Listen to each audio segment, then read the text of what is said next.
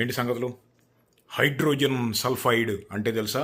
ఒక రకమైన gas, toxic gas. ఎక్కువసేపు అది పీల్చుకుంటే ఫ్రీ టికెట్. ఇప్పుడు అది ఉండే ఏరియాలోకి వెళ్ళబోతున్నాం.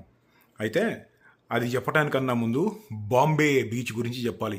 బాంబే బీచ్ ఇటు ముంబై వచ్చాడా, ఇండియా వచ్చాడా అనుకుంటున్నారు కదా. ఇది చూడు, మన ఇల్లు కనపడుతుంది కదా. రాలేదు, అయినా మీకు చెప్పకుండా వస్తానా? వచ్చినా వస్తారో సరే. ప్రపంచంలో సముద్రాలు ఎన్ని? ఉన్నది ఒకటే, దానికి 5 పేర్లు పెట్టుకున్నాం మనం. 5 మహాసముద్రాలు. మామూలు సముద్రాలు ఎన్ని?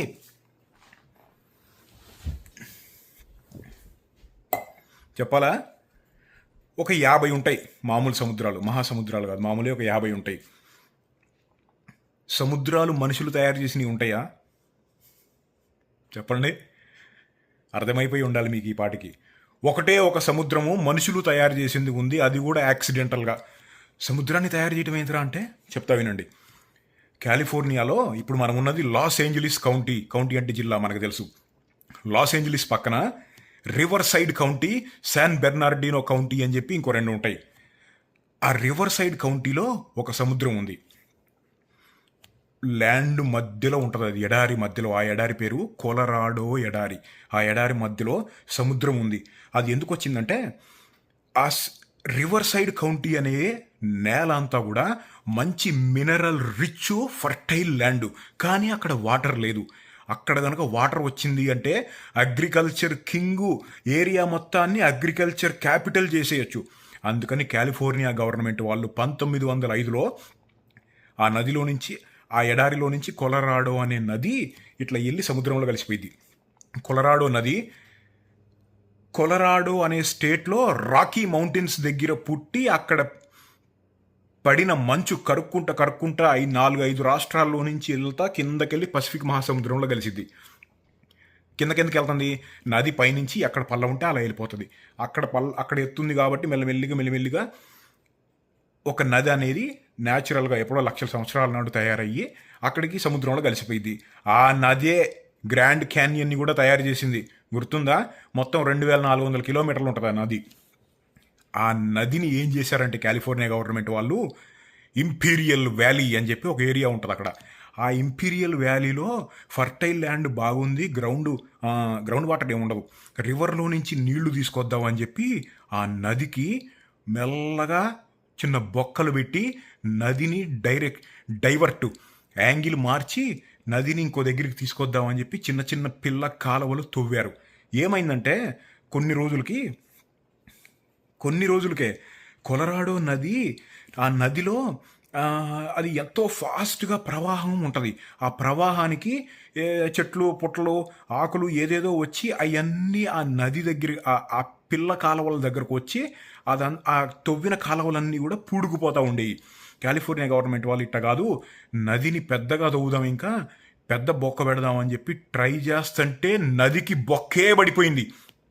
ఆ కొలరాడో నది సముద్రంలోకి వెళ్ళాల్సింది, పసిఫిక్ మహాసముద్రంలోకి వెళ్ళాల్సింది డైవర్ట్ అయ్యి పక్కకి తిరిగి ఆ ఇంపీరియల్ వ్యాలీలోకి వెళ్ళిపోయి అక్కడ దాదాపుగా 18 నెలల పాటు వెళ్ళి డిపాజిట్ అవుతా ఉంది వాటరు. ఆ వ్యాలీ లోపల దాదాపుగా 950 స్క్వేర్ కిలోమీటర్ల వెడల్పు ఉన్న సముద్రమే తయారైపోయింది ఆ 18 నెలల్లో. అయితే ఆ నదిని ఆపారు. ఆపడానికి 18 నెలలు పట్టింది. ఆపేసిన తర్వాత మళ్ళీ నది స్ట్రైట్గా కొలరాడో నది అనేది పసిఫిక్ మహాసముద్రంలోకి వెళ్ళిపోయి ఇప్పుడు నార్మల్గానే ఉంది. అయితే ఆ నది తయారు చేసిన సముద్రం పేరు సాల్టన్ సీ. సాల్టన్ సీ అని ఎందుకు అంటారు అంటే అందులో సాల్ట్ డిపాజిట్లు బాగా ఉన్నాయి. అదేం చేసిందంటే ఆ ఎడారిలో పైన ఉన్న మొత్తం సాల్టుల్ని, చుట్టుపక్కల ఉన్న వాటిని, పొలాలు, ఇప్పుడు అంత 950 స్క్వేర్ కిలోమీటర్ల ఏరియాని అంతా కూడా చుట్టేసింది అంటే అందులో పొలాలు కూడా ఉండేవి కదా ఆ రోజుల్లో. ఆ పొలాలు కొన్ని ఉన్నాయిలే, ఏమి లేకుండా లేవు. కొన్ని పొలాల్ని, కొండల్ని, అన్నిటిని మొత్తాన్ని కరిగిచ్చేసి సముద్రమైంది. ఆ కరిగిచ్చినప్పుడు దాంట్లో చాలా సాల్టులు, ఉప్పు, కెమికల్స్, పొలాలకు వాడే కెమికల్స్ అన్నీ ఉంటాయి కదా, అవన్నీ కూడా అందులోకి వెళ్ళి ఇలా కూరుకుపోయినాయి. ఈరోజు గనక సాల్టన్ సీలోకి వెళ్ళి ఏమన్నా చేద్దాము అని దిగితే చచ్చిపోతారు. ఎందుకంటే highly toxic gas hydrogen sulphide ఉంటుంది. దానికి తోడు ఇంకా వాటర్లో శాలినిటీ అంటే సాల్ట్ పర్సంటేజ్ చాలా ఎక్కువ, మామూలు సముద్రాల్లో కన్నా కానీ 7 రెట్లో 8 రెట్లో ఎక్కువ. ఇప్పుడు అక్కడికి వెళ్తున్నాం. రౌండ్ ట్రిప్పు కరెక్ట్గా 6 గంటలు పట్టిద్ది. వెళ్తానికి వెళ్తానికో 3 గంటలు, రావటానికో 3 గంటలు. అక్కడ ఎంతసేపు ఉంటామో మనకు తెలియదు. ఎండలు కూడా ఎడారి కదా, మొన్న వేగస్లో ఉన్నాయి చూసారా, ఆల్మోస్ట్ అంతే ఉంటాయి ఎండలు కూడా. కూల్ వాటర్ లేకపోతే సత్యమే.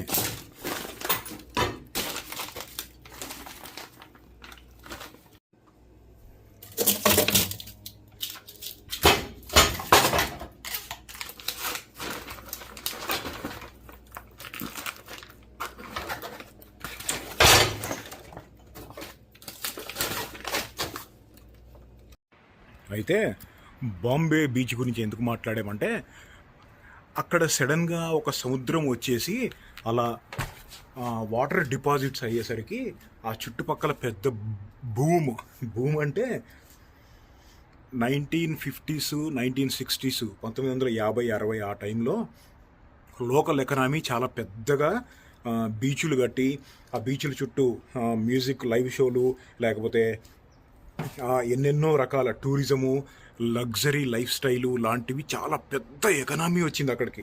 దానికి బాంబే బీచ్ అని పేరు పెట్టారు.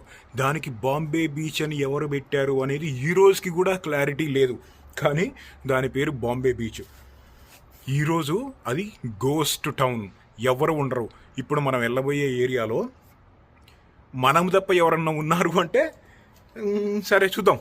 అయితే హైడ్రోజన్ సల్ఫైడు, కుళ్ళిపోయిన కోడిగుడ్ల స్మెల్ ఉంటుంది. దాన్ని తట్టుకొని ఎక్కువసేపు ఉండలేరు, ఉండకూడదు కూడా, ఎందుకంటే చెప్పాను కదా టాక్సిక్. ఇంకోటి ఏంటంటే ఎవరు పడితే వాళ్ళు అక్కడికి వెళ్ళటానికి కూడా కుదరదు. అంటే హెల్త్ ప్రాబ్లమ్స్ తెలవకుండా అప్పర్ రెస్పిరేటరీ, లోవర్ ఊపిరితిత్తులకు సంబంధించిన ప్రాబ్లం ఉన్నా, ఆస్తమా లాంటిది ఉన్నా, ఎండ ప్లస్ ఆ hydrogen sulphide combination deadly combination. ముఖ్యంగా ఉండాల్సింది ఎలక్ట్రోలైట్స్. ఇగో ఎప్పుడు బండిలో ఉంటాయి, కానీ కొన్ని ప్లేసులకు వెళ్ళబోయే ముందు డబుల్ ట్రిపుల్ చెక్ చేయాలి.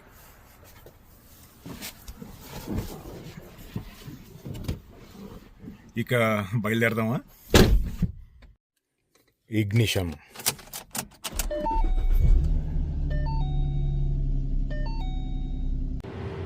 గంట 48 నిమిషాలు వచ్చాం, ఇంకా 2 గంటలు ఉంది.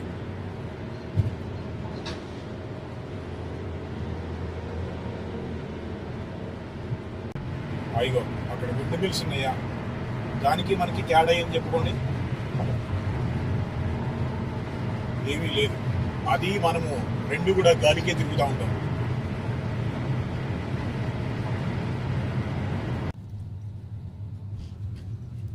రెస్ట్ ఏరియాలో ఆపకుండా నీడలో ఆపుకున్నారు చూసారా కార్లు ఎండకి. అఖిలాండం బ్రహ్మాండం నీ తాండవమే. అదిగో అక్కడ నీడలో పార్క్ చేసుకున్నారు బండి. అయితే ఇటువంటి ఎక్స్ట్రీమ్ రిమోట్ ఏరియాలకు వెళ్ళేటప్పుడు వేరే బౌట్స్ ఎటు వెళ్తున్నారు అనేది చెప్పి వెళ్తానని చెప్పా కదా. మా అన్నకిను ఇంకో ఫ్రెండ్కి చెప్పా. మా అన్న అంటున్నాడు, ఎందుకురా వెళ్ళడం, నేను వచ్చినప్పుడు వెళ్ళొచ్చు కదా అని చెప్పి. లేదన్నా ఇప్పుడు వెళ్ళబుద్ది అవుతుంది అంటే, సరే రాత్రి 8 మళ్ళీ నా దగ్గర నుంచి మెసేజ్ రాకపోతే పోలీసులకు ఫోన్ చేసేయమని చెప్పా. చేస్తాడు. ఎట్టి పరిస్థితుల్లో 8 గంటలకల్లా మళ్ళీ ఇంకొక అరగంట తర్వాత మనకి నెట్వర్క్ ఉండదు. ఇంకో గంట పట్టిద్ది వెళ్ళడానికి. అరగంట తర్వాత నెట్వర్క్ 0. ఇక్కడ చూడు, రెస్ట్ ఏరియాలో దిగిన తర్వాత ఆల్రెడీ 108 ఉంది ఇక్కడ వెదరు. అంటే 42 43 అనుకుంటా.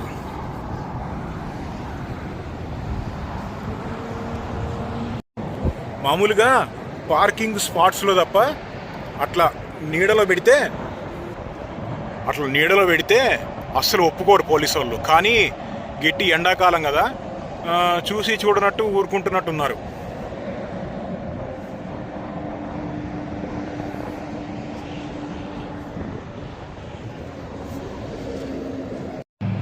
మన లాస్ ఏంజలీస్లో ఉండే ఇంకో ఫ్రెండ్కి చెప్పాను ఫలానా ఇక్కడికి వెళ్తున్నాను రా అని చెప్పి. నేను కూడా వస్తా అన్నాడు. తీసుకెళ్ళటం నాకు ఇష్టం లేదు, ఎందుకంటే పొరపాటున ఏమన్నా అయిందనుకో మన రెస్పాన్సిబుల్ కదా అది. సర్లే ఎప్పుడన్నా వాతావరణం చల్లగా ఉన్నప్పుడు తీసుకెళ్తాలే అన్న.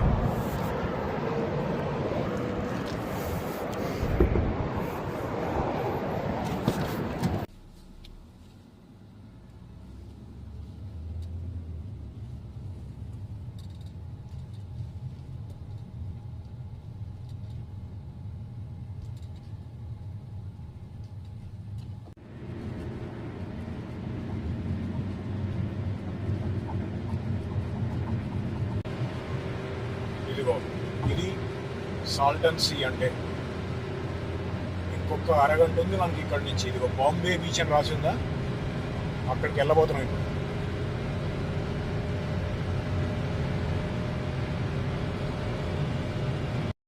ఇక్కడ ఖర్జూరకాయ తోటలు అవి కూడా బాగుంటాయి. ఒక పూట ఎప్పుడన్నా వీలైతే సపరేట్ వీడియో చేసుకుందాం.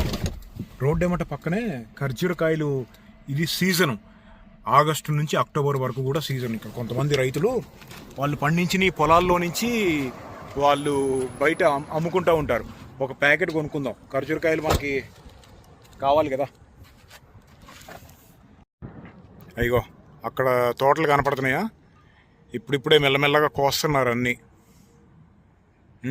ఇదిగో ఇక్కడ ఒక రైతు ఉన్నాడు, వెళ్ళి కోసుకుందాం, కొనుక్కుందాం. I buy one. How much? 23. How much? 23. 23.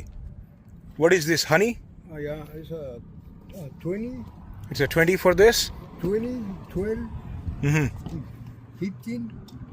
Y pollen, este es bueno por alergia y este es bueno por Okay. flu. Okay. The problem is the trap. Bueno, I'll get one. what? Can you show me? 23. Is this medjool? Why they are small? They are small. Okay, a ver. The bag is one? No.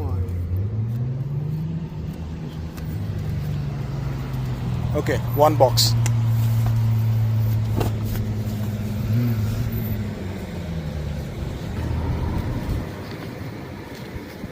$23? Yeah.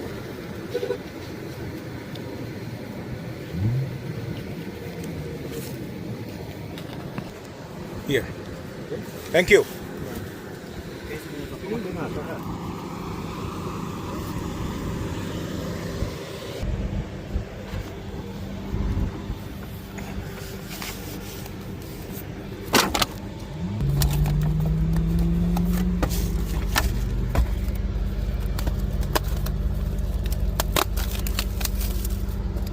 కొన్ని చిన్నగా ఉన్నాయి, కొన్ని పెద్దగా ఉన్నాయి. ఎండకి బాగా మెత్తగా అయిపోయినాయి. ఇదే బాక్స్ బయట షాప్లో కొనుక్కున్నా కానీ 25 ఉంటుంది మామూలుగా.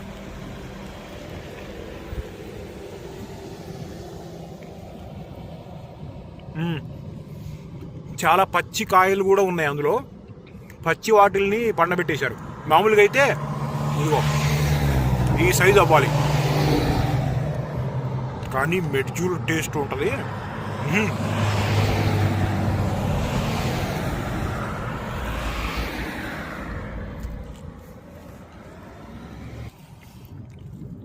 భలేగా మెరుస్తున్నాయి కదా మెడ్జూల్. తోటల్లోకి వెళ్దాం ఒక పూట, మళ్ళీ వద్దాం ఎప్పుడైనా.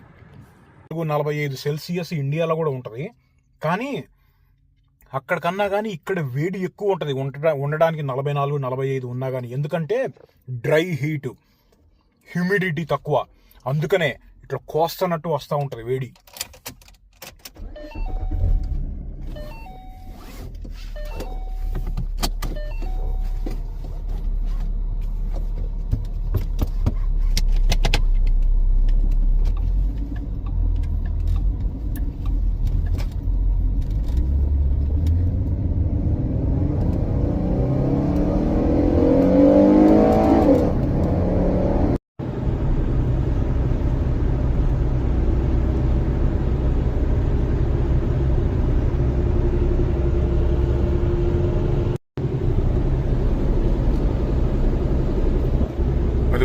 కనపడేదంతా కూడా ఇప్పుడు దాకా మాట్లాడుకున్న Salton see.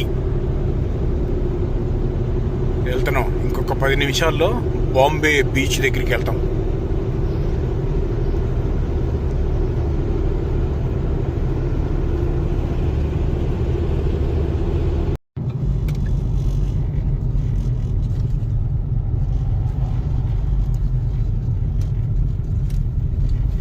Welcome to Bombay beach.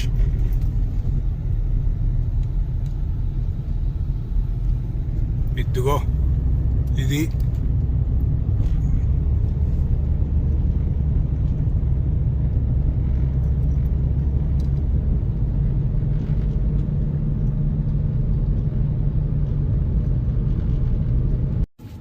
ఇదిగో పాడుబడిపోయిన ఇల్లులు చూడు ఎలా ఉంటున్నాయో. అప్పట్లో చాలామంది ఉండేవాళ్ళు, ఇప్పుడు మాత్రం ఒక 300 మందో ఎంతమందో ఉంటున్నారంట ఈ చుట్టుపక్కల. ఏ ఇంట్లో ఉంటున్నారో ఏ ఇంట్లో ఉండరో మనకు తెలియదు.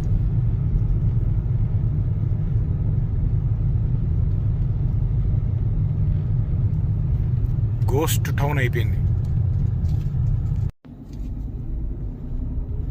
బాంబే బీచ్. డ్రైవింగ్ అంట. ఆ రోజుల్లో చూడు అన్ని వదిలేసిన కార్లు ఎలా ఉన్నాయో. అద్దుకో స్ట్రైట్ అక్కడికి వెళ్తే అక్కడ షోర్ ఉంటుంది, సముద్రం బీచ్ బార్డర్. కార్ యాక్సెస్ అక్కడ దాకా ఉందో లేదో కూడా తెలియదు. మోటార్ సైకిల్ ట్యాంకులు చూడు.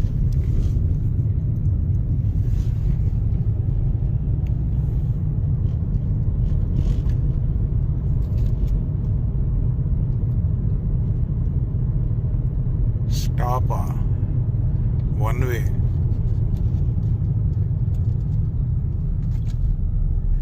ఓకే, ఇప్పుడు మనకి షోర్ యాక్సెస్ కావాలి. ఎక్కడ కావాలి, ఎక్కడ పార్క్ చేయాలి ఏం అర్థం కావట్లేదే. సరే ఇటు పోదాం. అయ్యో అక్కడెక్కడో మెట్లు కనపడుతున్నాయి.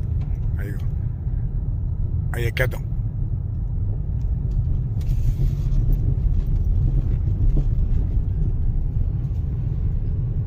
ఆ రోజుల్లో ఎంతో చాలా ఫేమస్ ఏరియా. 1950s 60sలో కంప్లీట్గా డెడ్. ఈ రోజుల్లో మొత్తం వదిలేసి వెళ్ళారు. అన్నీ వదిలేసిన ఇల్లులు, ghost హౌజులు,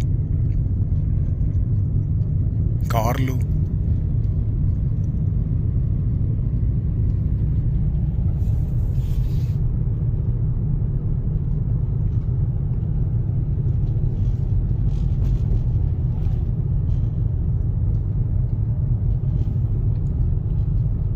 keep steps of.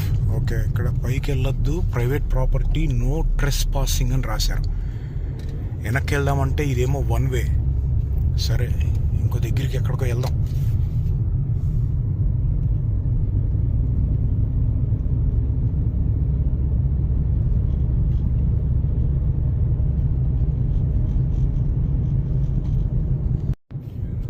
Almost అన్ని ఇళ్ళకి నో ట్రెస్ పాసింగ్ అని రాసింది చాలా క్లియర్గా. అంటే నో స్టాపింగ్ అని కూడా రాసింది. ఎక్కడ ఆపొద్దు, ఇక్కడ నడవద్దు అని చెప్పి రాశారు. కొన్ని ఇల్లులేమో మొత్తం పాతబడిపోయి ఉన్నాయి, బయటేమో అల్ట్రా మోడర్న్ కార్స్ ఉన్నాయి. ఆ కాంబినేషన్ ఏందనేది నాకు అర్థం కావట్లేదు.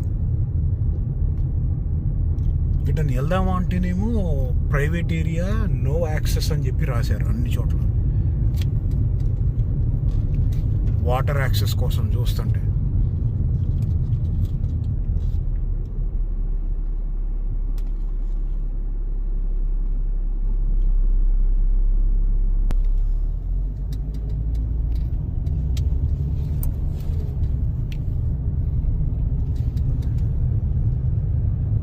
ఇటు తిప్పుదాం. అక్కడ ఏదో కనపడుతుంది, పాత బోట్ ఒకటి కనపడుతుంది. ఇక్కడ నీడ ఉంది. ఇక్కడ బండి పార్క్ చేద్దామంటే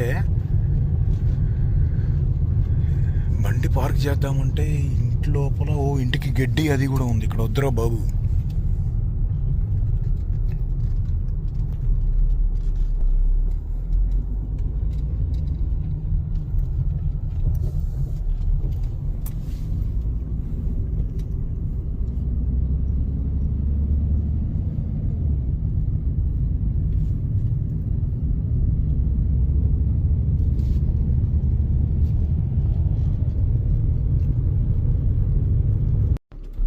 లోపలికి వెళ్తానికి యాక్సెస్ చాలా క్లియర్గా రాశారు. అంటే high levels of hydrogen sulphide ఉంటుందని చెప్పాను కదా, రిస్ట్రిక్టెడ్ ఏరియా. ఎదుగు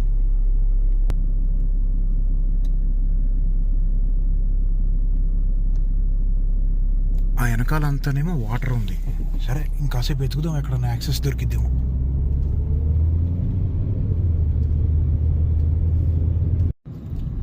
ఇక్కడ ఏదో బార్ ఉంది, ఒకటి బారా ఏదో ఓపెన్ అని రాసి ఉంది. స్కిన్నీ బాంబే బీచ్ అంట దీని పేరు. ఎంట్రన్స్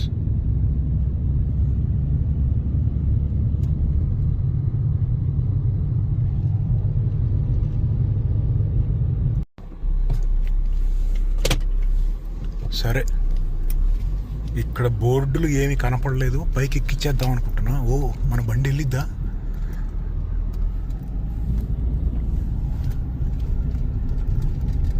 ఓ వెళ్ళిందిరు. ఓకే, ఇక్కడ ఎక్కడికోగానే వచ్చాం.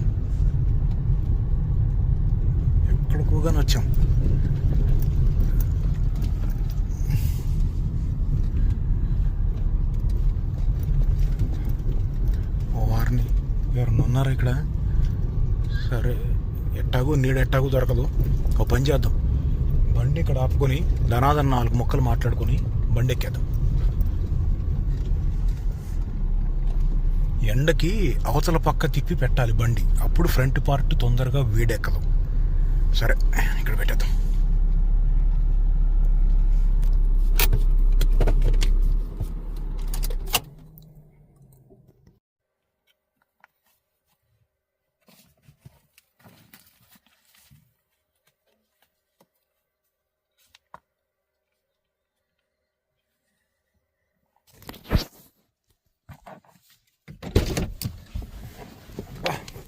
విడి ఆ స్మెల్ ఉంటుంది చూడు, ఆ స్మెల్ ఒక రకమైన స్మెల్.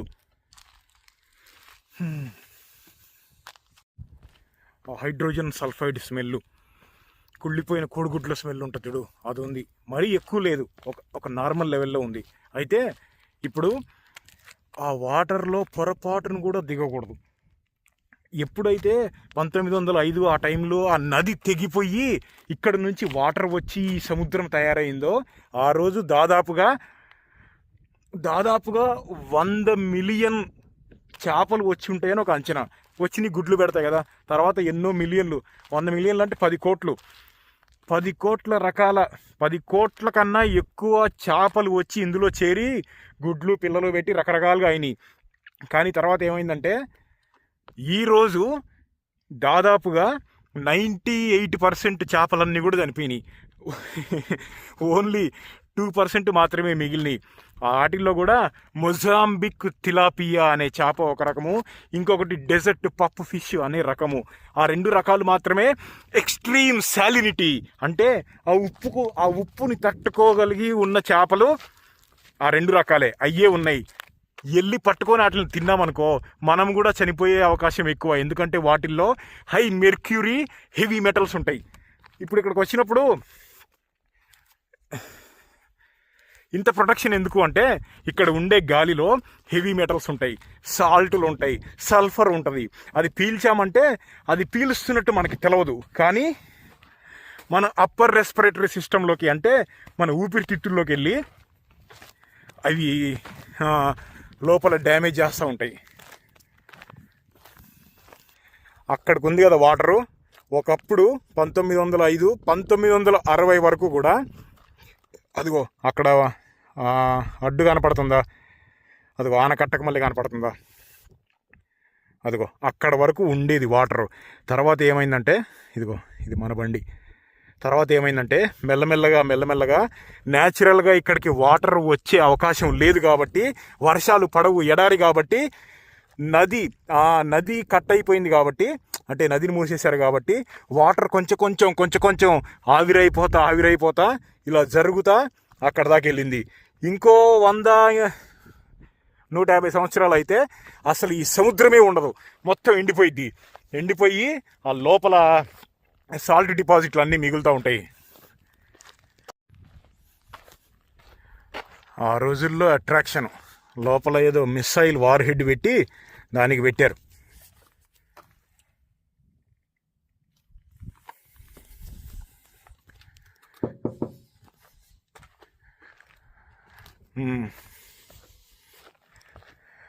ఒక్కొక్కళ్ళు మెల్లమెల్లగా వదిలేసుకుంటూ వెళ్ళిపోయారు ఈ ఏరియా అంతా.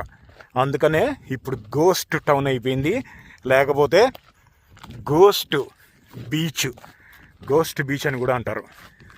ఇదేంటి ఏ గోళీలు ఉన్నాయే,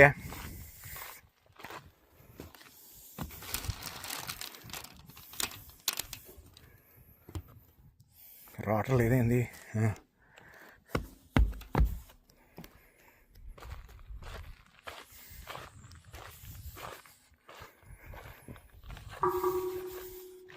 గాలికి తిరుగుతుంది.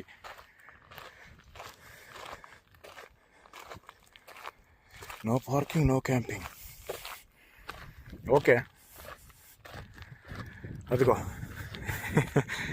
పైరేట్స్ ఆఫ్ కరేబియన్ మూవీలో పాత షిప్పులు ఉంటాయి కదా, అది గుర్తుకొస్తుంది దీన్ని చూస్తుంటే. కారులో నుంచి బయటికి రాకుండా కొంతమంది కారులోనే తిరుగుతున్నారు ఇక్కడ. ఇప్పటివరకు నాకు ఒక్క బండి కనపడింది.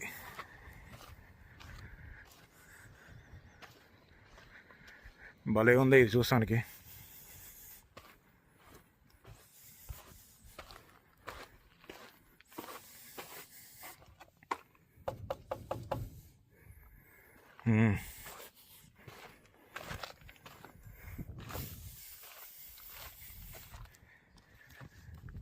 ఇదిగో ఒకప్పుడు మ్యూజిక్ లైవ్ షోలు, స్పోర్ట్స్ అంటే ఎప్పుడూ లేకుండా సడన్గా బీచ్ వచ్చేసరికి అలా సడన్గా ఎకనామీ స్టార్ట్ అయింది.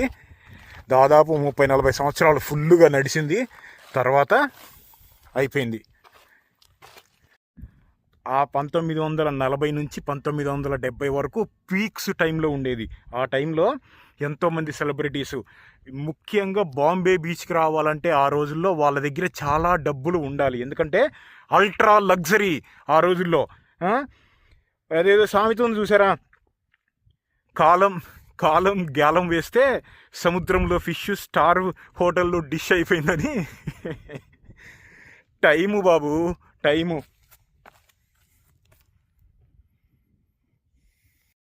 ఇప్పుడు ఇక్కడ కిందకి దిగుతున్నాం కదా, ఈ కింద కనపడుతుందా, ఇదంతా ఇసుక అనుకుంటున్నారు కదూ, కాదు. అబ్బా ఎంత వేడిగుందిరా బాబు. ఇసుక కాదు, ఆ రోజుల్లో ఉన్న కొన్ని కోట్ల చేపలన్నీ కూడా చనిపోయి వాటి ఎముకలు సాల్ట్ డిపాజిట్స్, హెవీ మెటల్స్ అవన్నీ ఉంటాయి వీటిల్లో. అక్కడ చూడు ఆక్టోపస్ ఏదో పెట్టారు. ఇదేంటి ఫోన్ ఆగి, బయట కాదు బండి ఎక్కేసి ఇక్కడ వరకు స్పాట్ చెక్ చేశాను, అంతా బాగానే ఉంది. బండి డ్రైవ్ చేసుకుంటూ వెళ్ళిపోదాం. లోపల బయట ఇట్లా ఒక గాలిలో నుంచి ఒక రకమైన పొడి వస్తుంది. మనం దాన్ని బ్రీత్ చేయట్లేదు, అది కళ్ళల్లో కూడా వెళ్ళట్లేదు. కానీ నాకు సేఫ్ అనిపించలేదు ఆ స్మెల్. మనకు తెలవకుండానే లోపల ఏం పూంపుహారం అవుతుందో తెలవదు కదా.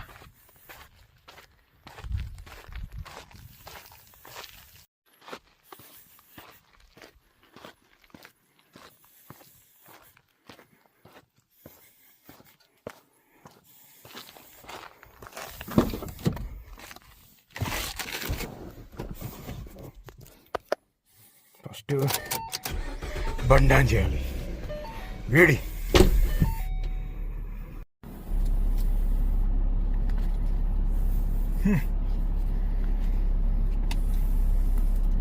సుయోధన ఇప్పుడు ఏమి చేయవలే, అర్జెంటుగా ఎలక్ట్రోలైట్స్ తాగవలే.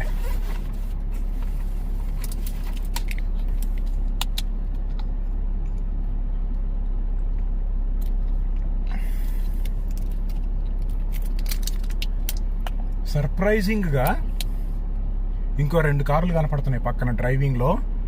ప్లస్ లాస్ట్ టైం మనం ఇక్కడికి వచ్చాం ఒకసారి, కానీ ఇంత లోపలికి రాలేదు. అప్పుడు నెట్వర్క్ 0, ఇప్పుడు 5G ఉంది. 5G నెట్వర్క్ ఉంది.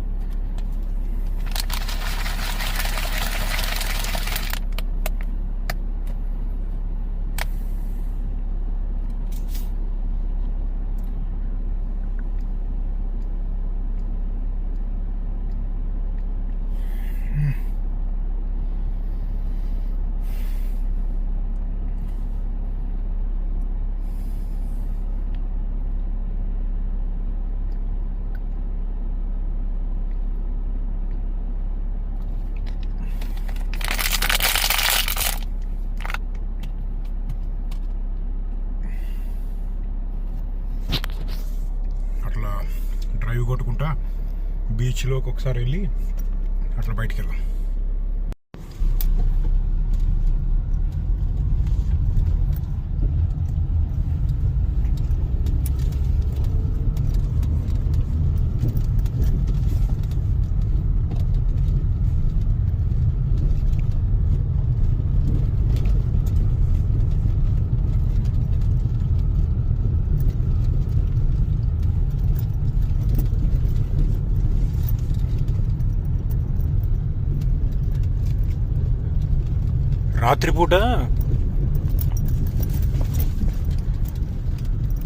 రాత్రిపూట నాకు తెలిసి ఎవరు రారు. పగలైనా ఒకళ్ళిద్దరు ఎవరు ఏదో కార్లు కనపడుతున్నాయి, కానీ పగలు అసలు ఏమీ ఉండదు. పగలు కాదు, రాత్రి ఏమీ ఉండదు.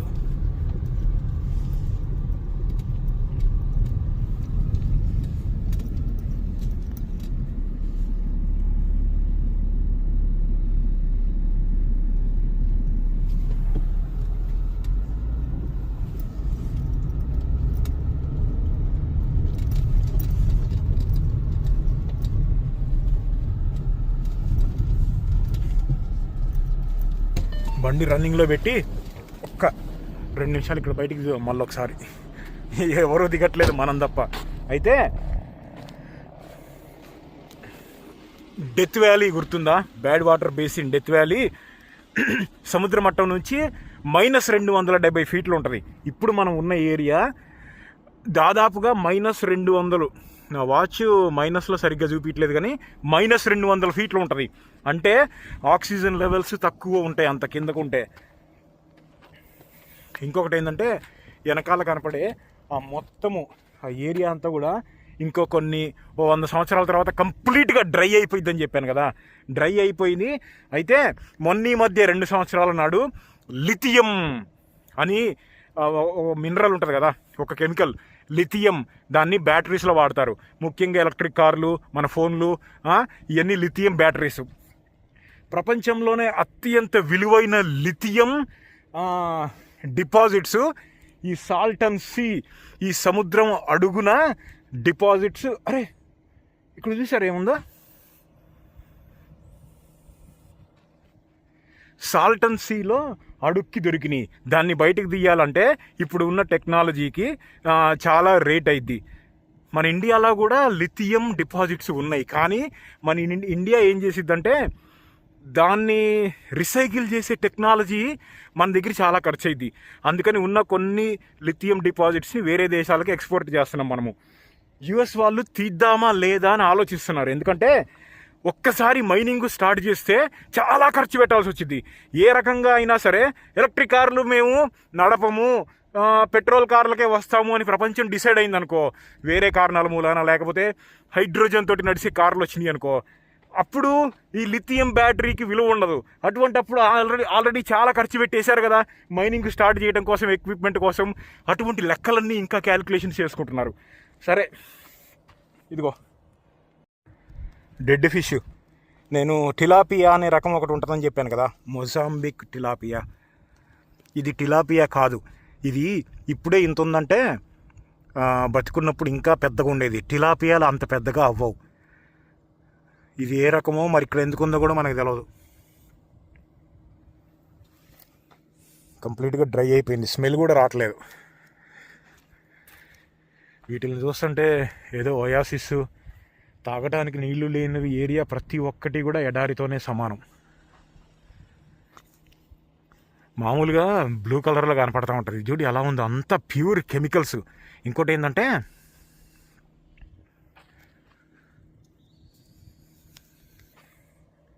ఆ రివర్లోకి చూడండి, మామూలుగా ఎక్కడికన్నా వస్తే బోట్లు వేసుకొని తిరగడం అటువంటిది ఉంటుంది కదా, ఇక్కడ అటువంటిది ఏమి ఉండదు.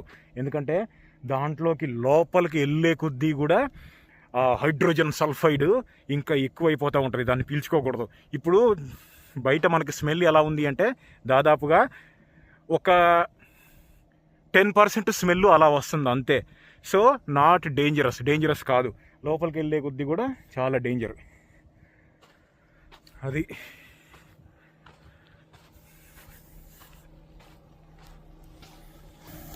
బండి రన్నింగ్లో పెట్టా సక్సెస్ఫుల్గా. ఫోన్ ఇప్పటికి 5 సార్లు ఆగిపోయింది. శాంసంగ్ వాళ్ళకి ఒక టికెట్ ఓపెన్ చేయాలి, ఇంకా రోబస్ట్గా తయారు చేయండి రా అని. బా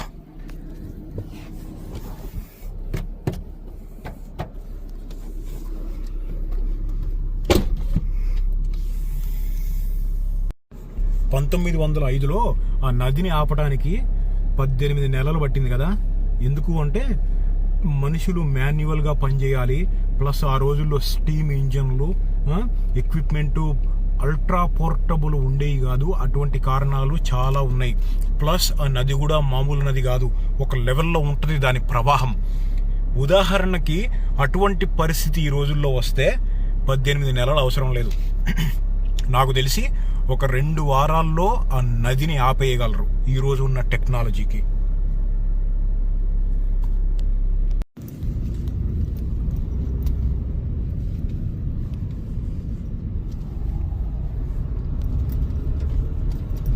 ఆ వాటర్లో పొరపాటును దూకితే ఏమైంది అంటే తేలుతూ ఉంటారు, లోపలికి మునగరు.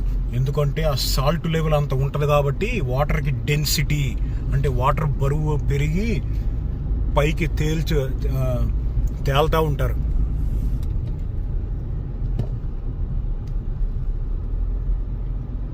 ఇంట్లో చేపలు బాగున్నాయి, ఇంట్లో ఉన్న ఎక్వేరియంలో ఉన్న చేపని పాపం ఇంట్లో వద్దు, తీసుకెళ్ళి ఏదైనా సముద్రంలో వదిలేద్దామని చెప్పి దీంట్లో వదిలేరనుకో, ఏంటో తెలుసా, ఇది 1 నిమిషంలో అవుట్. మైగ్రేటరీ బర్డ్స్ అంటే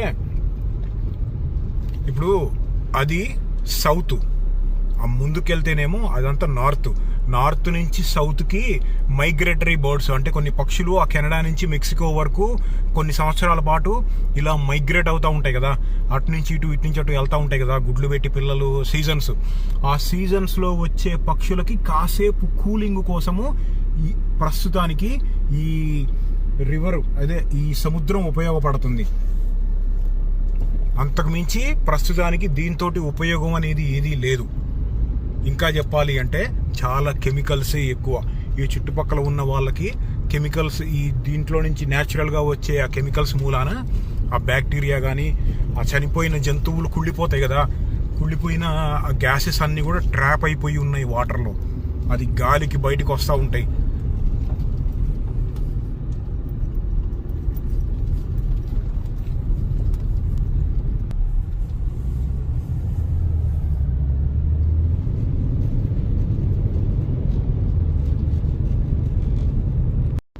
సముద్రాలు 5, మహాసముద్రాలు 5, మామూలు సముద్రాలు 50 ఉంటాయని మాట్లాడుకున్నాం కదా.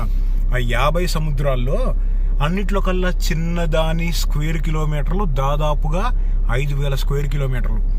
ఇది మ్యాన్ మేడ్ సముద్రం 980 స్క్వేర్ కిలోమీటర్లు, 950. ఇప్పుడు 850 ఎంతో అయినట్టుంది. అంటే జరుగుతా లోపలికి వెళ్ళిపోతుంది కదా. అంటే ఉదాహరణకు చెప్తున్నా సముద్రాలు ఎంత ఉంటాయి అనేది. మహాసముద్రాలు కాదు, అవి చాలా పెద్దవి.